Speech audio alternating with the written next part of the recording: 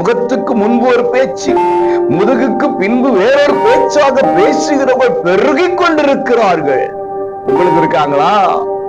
கர்த்தருங்கப்பா சொல்றாரு, அவர்கள் கையில் உன்னை நான் ஒப்பு கொடுப்பதில்லை.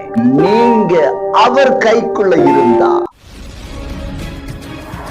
பிரியமான உறவுகளே, வல்லவ ஏசப்பா உங்களை ஆசீர்வதிப்பாருங்க. சங்கீதம் 31:8 சத்துருவின் கையில் என்னை ஒப்பு கொடாமல்.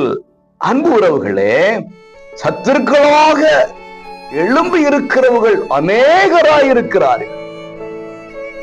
நிறைய எதிரிகளை சம்பாதித்திருக்கிறோம்.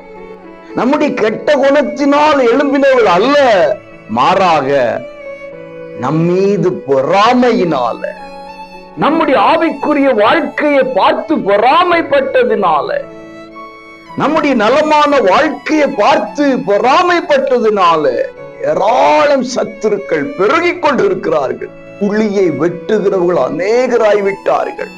முகத்துக்கு முன்பு ஒரு பேச்சு, முதுகுக்கு பின்பு வேறொரு பேச்சாக பேசுகிறவர்கள் பெருகிக் கொண்டிருக்கிறார்கள்.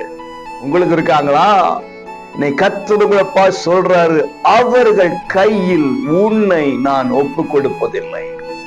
அப்படின்னா என்ன அர்த்தம்? நீங்க அவர் கைக்குள்ள இருந்தா, நாம அவர் கைக்குள்ள இருந்தோம்னா நம்மளை, உங்களை சத்துருக்களின் எதிராளிகளின் கைக்கு ஒப்பு கொடுக்கவே மாட்டார். மாறாக அவர்களை உங்க கைக்கு ஒப்பு கொடுப்பார்.